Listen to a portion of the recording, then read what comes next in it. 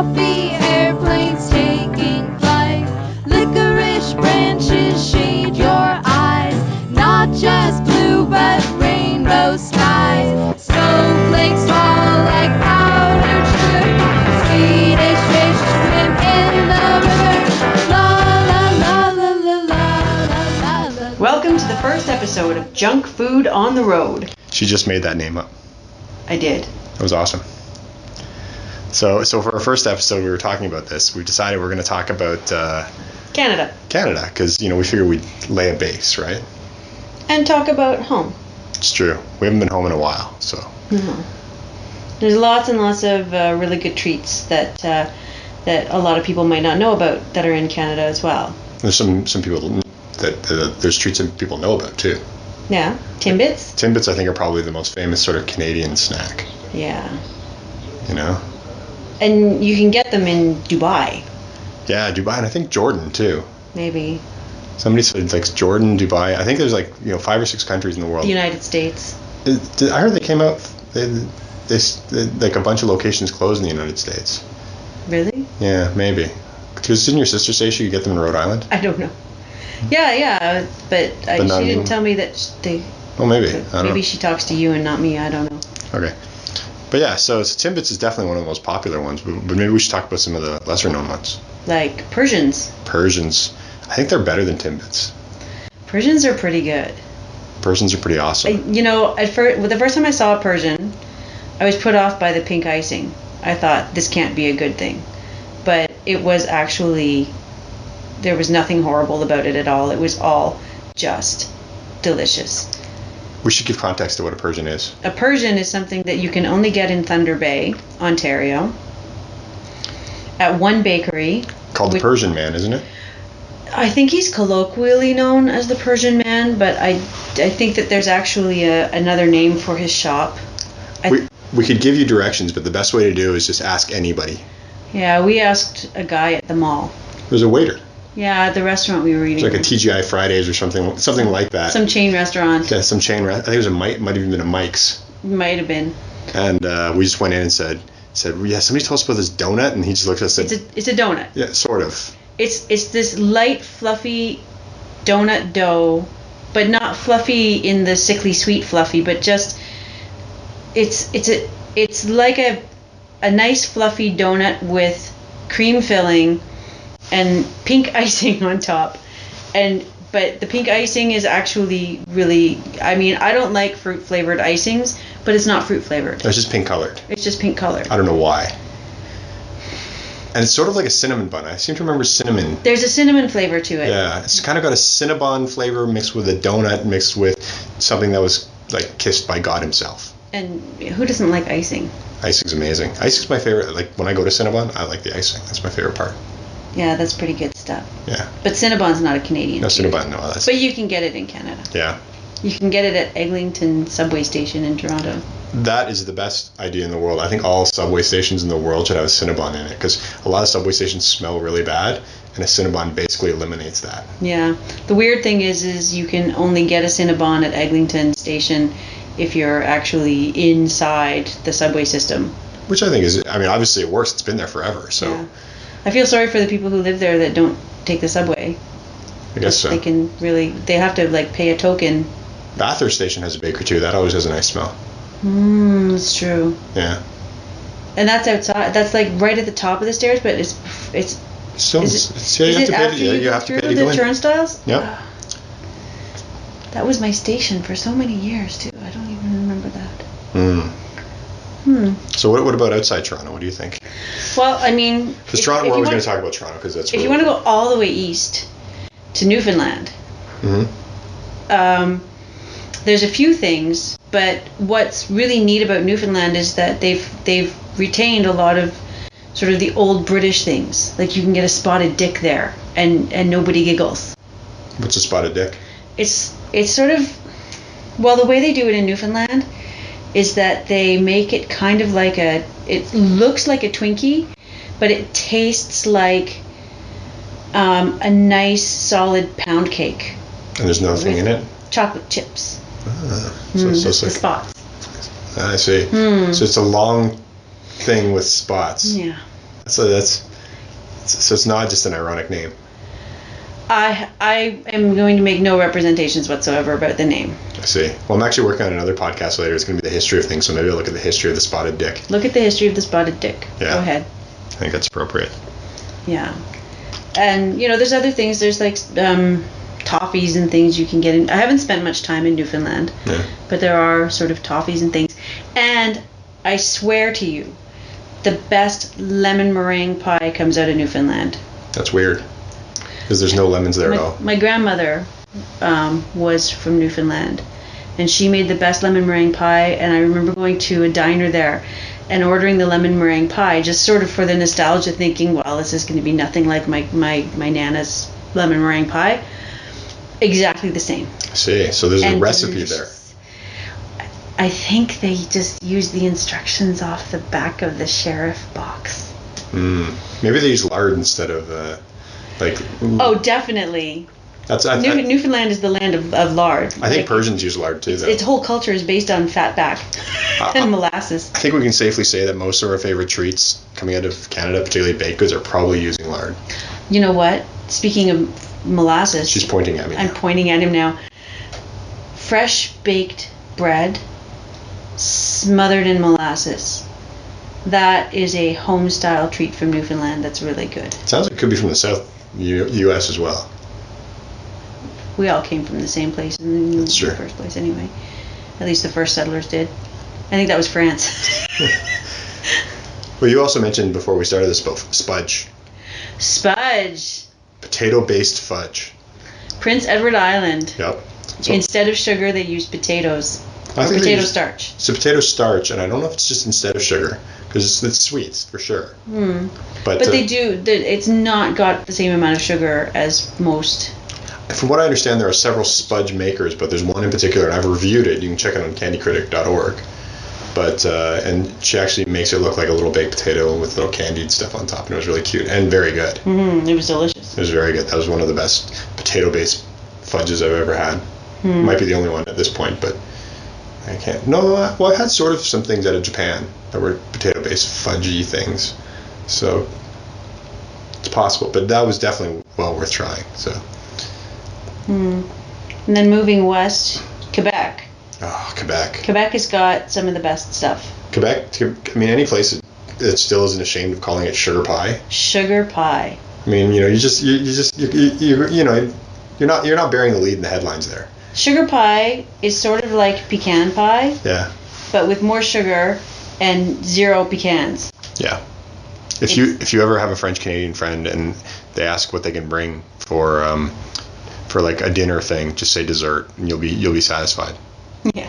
The other thing is that fudge they make. What's it called? Sucre à la crème. Sucre à la crème. So cream sugar. Cream sugar.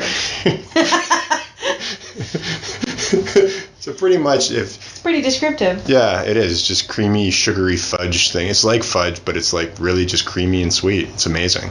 And don't forget tia. Tia is amazing. Basically 40 liters of maple water, and you boil it down to 1 liter.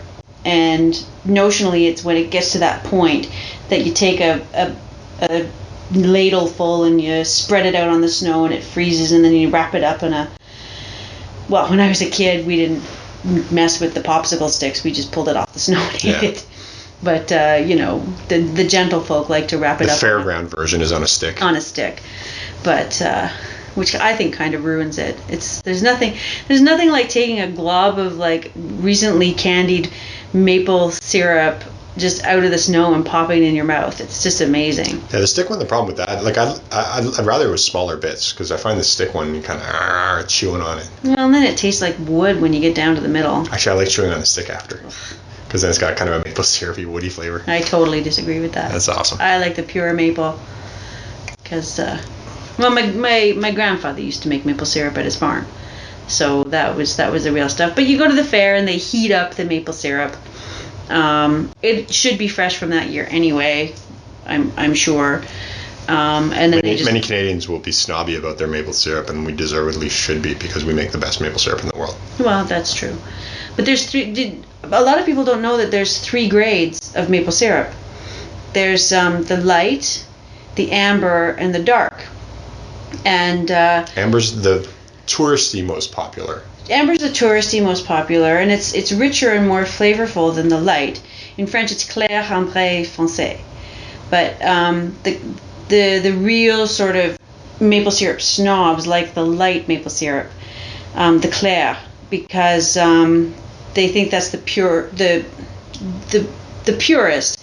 It's basically maple syrup season lasts about 4 to 6 weeks every spring, and so the clair is the stuff that comes out of the tree first. It's the water that's been sitting there for a long time, and it's been building up, and so there's a lot of water. There's I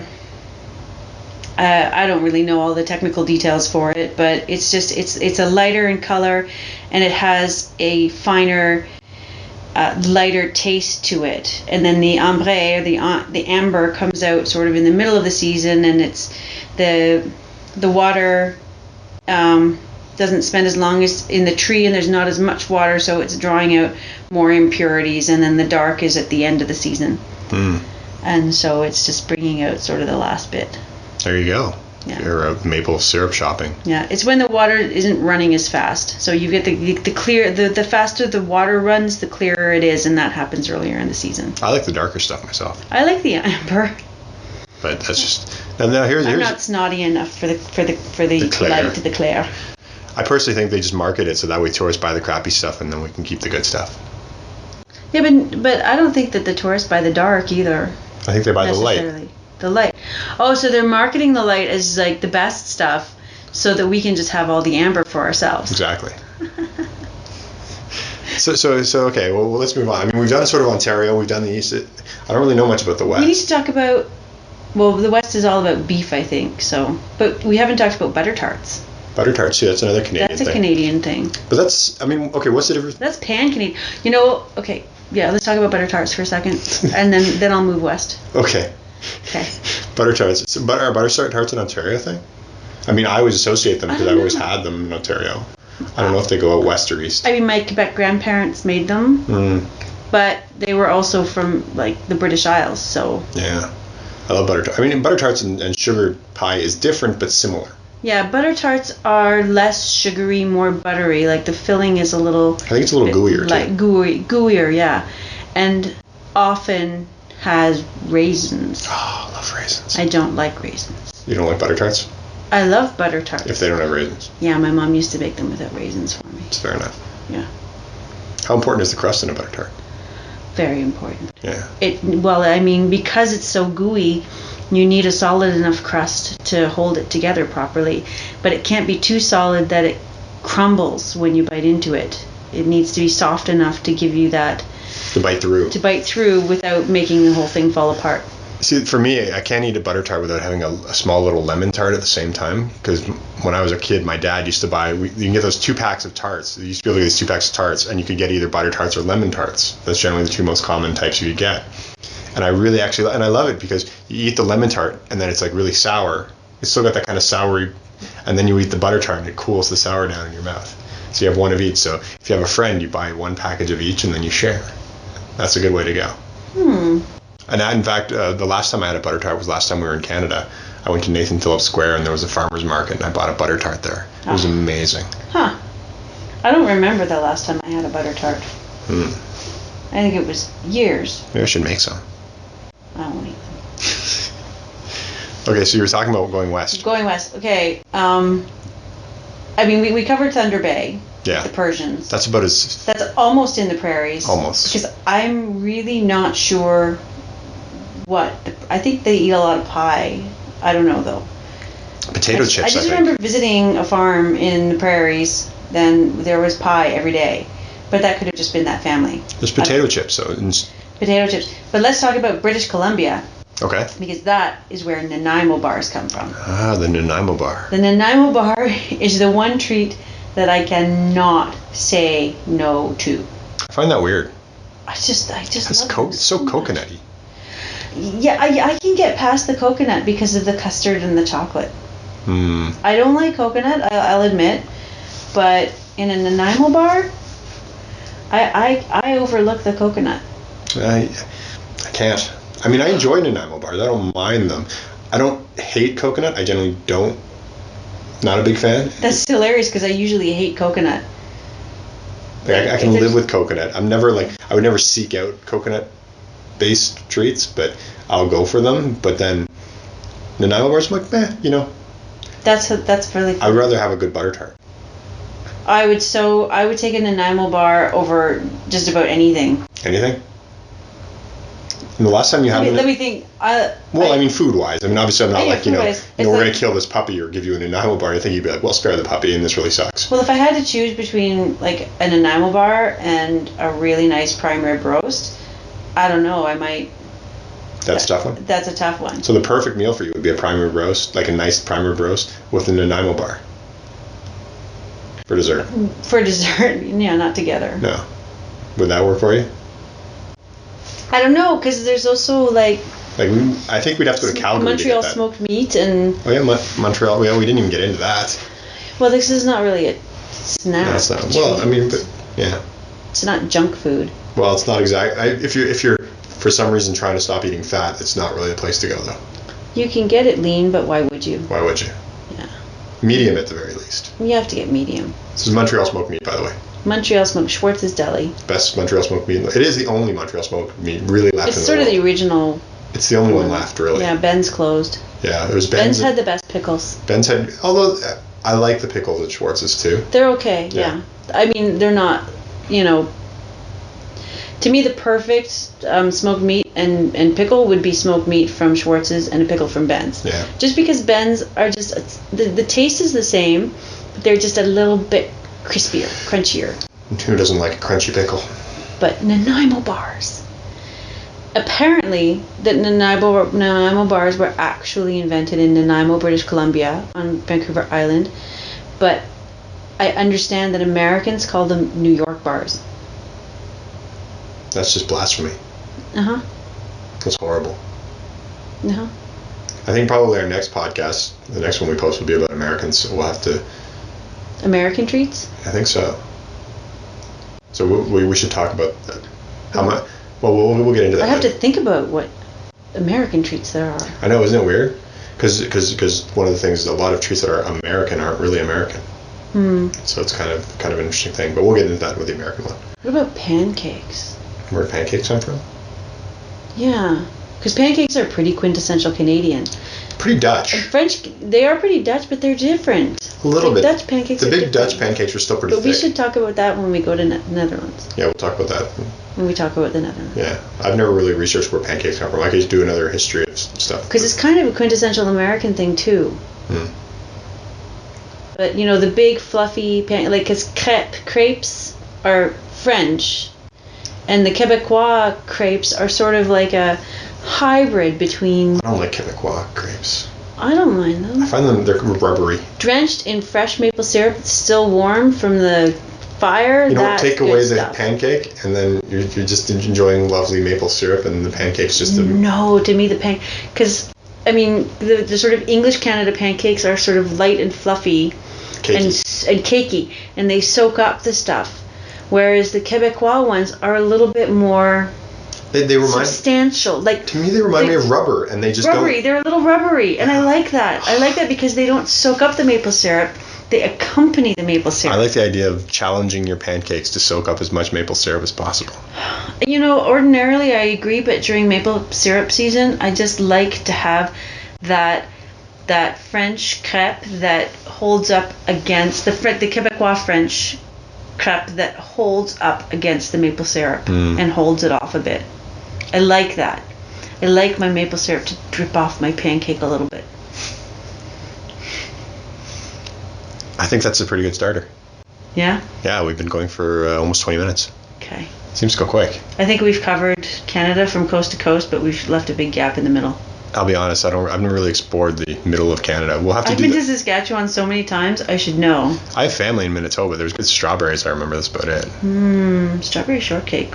Yeah. That's good stuff. But we'll have to, maybe sometime we'll do a road trip. We'll have to do another podcast about it then. We'll do a prairie only. Or from Ontario to BC. Okay, well that means we'll have to eat another Persian. Oh no.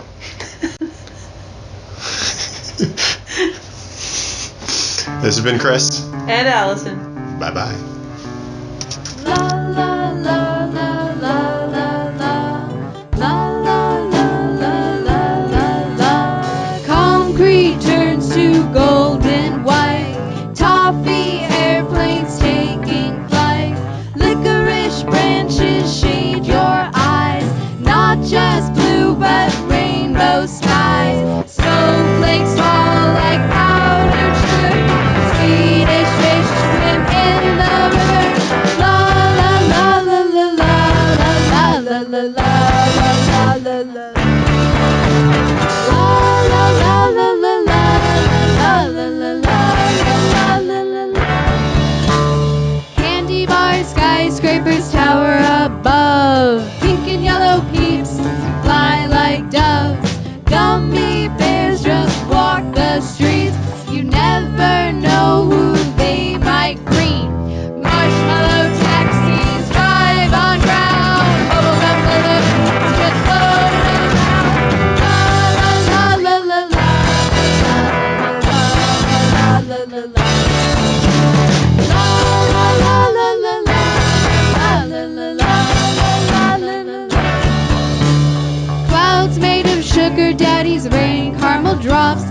This candy city will never ever stop, except when you become awake, awaiting your lovely lunch break.